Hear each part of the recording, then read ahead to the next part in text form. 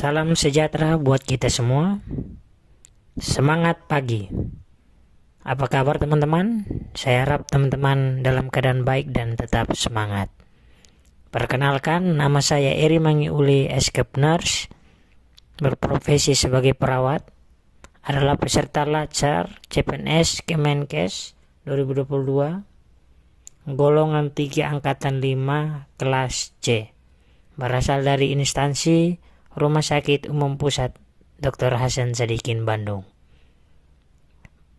Saya akan membahas tentang manajemen ASN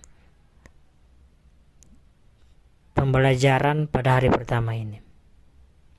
Aparatur sipil negara atau ASN sebagai salah satu harapan negara dalam memberikan pelayanan kepada masyarakat secara adil, menjaga persatuan dan kesatuan bangsa dengan penuh kesetiaan kepada dasar hukum negara.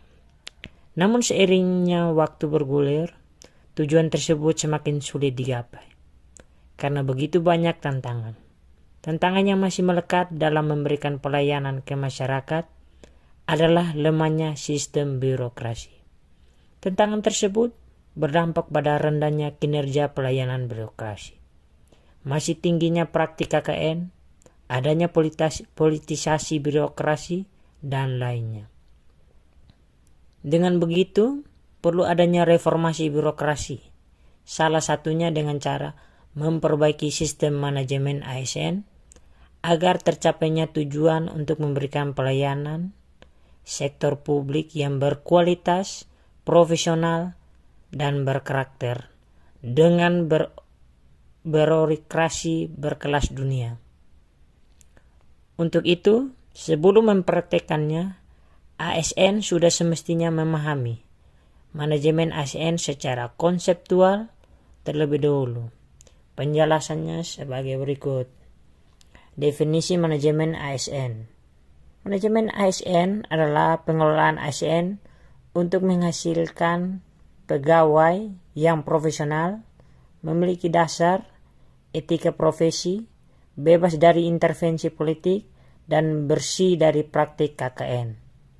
Manajemen ASN ini diperlukan untuk memberikan pengaturan atau arahan terkait profesi pegawai sehingga mampu menghasilkan sumber daya aparatur sipil negara yang unggul selaras dengan perkembangan zaman. Kedudukan, peran, hak, dan kewajiban, dan kode etik ASN. Kedudukan ASN yaitu sebagai aparatur negara yang menjalankan kebijakan yang ditetapkan oleh pimpinan instansi pemerintah serta harus bebas dari pengaruh dan intervensi semua dan partai politik.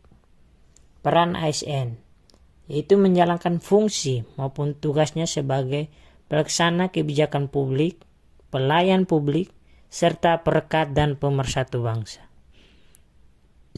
Hak dan kewajiban ASN terbagi menjadi dua, yaitu hak PNS dan hak P3K. Yang hak keduanya tercantum dalam Undang-Undang Nomor 5 Tahun 2014 pada pasal 21 dan pasal 22.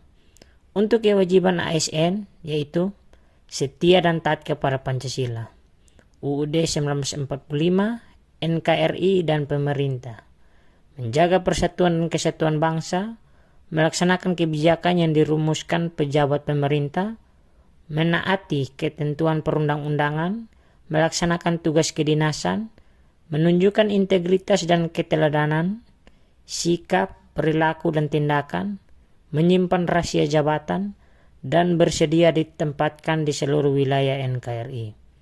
Kode etik ASN merupakan acuan bagi para ASN dalam menjalankan birokrasi pemerintah yang terdapat dalam Undang-Undang Nomor 5 Tahun 2014. Fungsinya adalah untuk menjaga martabat dan kehormatan ASN.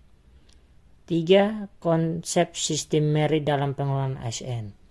Sistem merit adalah kebijakan dan manajemen ASN yang berdasarkan pada kualifikasi, kompetensi, dan kinerja secara adil dan wajar dengan tanpa membedakan latar belakang politik, ras, warna kulit, agama, asal-usul, jenis kelamin, status pernikahan, umur, atau kondisi kecatatan.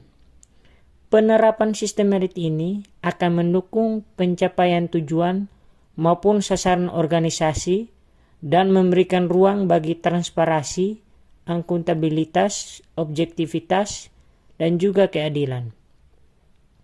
Proses penerapan sistem ini adalah perencanaan kebutuhan yang berupa transparansi dan jangkauan penginformasian kepuasan masyarakat maupun jaminan objektivitas dalam pelaksanaan seleksi sehingga instansi menghasilkan pegawai yang tepat dan berintegrasi untuk mencapai visi dan misinya. Pasca rekrutmen dalam organisasi, berbagai sistem pengelolaan pegawai harus mencerminkan prinsip merit yang sesungguhnya, di mana semua prosesnya didasarkan pada prinsip-prinsip yang objektif dan adil bagi pegawai. Jaminan sistem merit pada semua aspek pengelolaan pegawai akan menciptakan lingkungan yang kondusif untuk pembelajaran dan kinerja. Pegawai diberikan penghargaan dan pengakuan atas kinerjanya yang tinggi. Di sisi lain, mengetahui di mana kelemahan dan juga diberikan bantuan dari organisasi untuk meningkatkan kinerja. Yang berikut mekanisme pengelolaan ASN. Manajemen PNS dan P3K. Pengelolaan ASN ini terbagi menjadi dua, yaitu manajemen untuk PNS dan P3K. Manajemen PNS meliputi penyusunan dan penetapan kebutuhan, pengadaan, pangkat dan jabatan, pengembangan karir, pola karir, promosi, mutasi, penilaian kerja, penggajian dan tunjangan, penghargaan, disiplin, pemberhentian, jaminan pensiun dan hari tua. Manajemen PNS pada instansi pusat dilaksanakan oleh pemerintah pusat sesuai dengan ketentuan perundang-undangan. Manajemen PNS pada instansi daerah dilakukan oleh pemerintah daerah sesuai dengan ketentuan perundang-undangan. Pengelolaan jabatan pimpinan tinggi. Pengisian jabatan pimpinan tinggi utama dan media pada Kementerian Sekretariat Lembaga Negara, lembaga non-struktural, dan instansi daerah dilakukan secara terbuka dan kompetitif di kalangan PNS dengan memperhatikan syarat kompetensi, kualifikasi, kepangkatan, pendidikan, dan latihan rekam jejak jabatan, dan integritas serta persyaratan lain yang dibutuhkan sesuai dengan ketentuan perundang-undangan. Organisasi. Pegawai ASN berhimpun dalam wadah Korps Profesi Pegawai ASN Republik Indonesia. Korps Profesi Pegawai ASN Republik Indonesia memiliki tujuan menjaga kode etik profesi dan standar pelayanan profesi ASN dan mewujudkan jiwa Korps ASN sebagai pemersatu bangsa.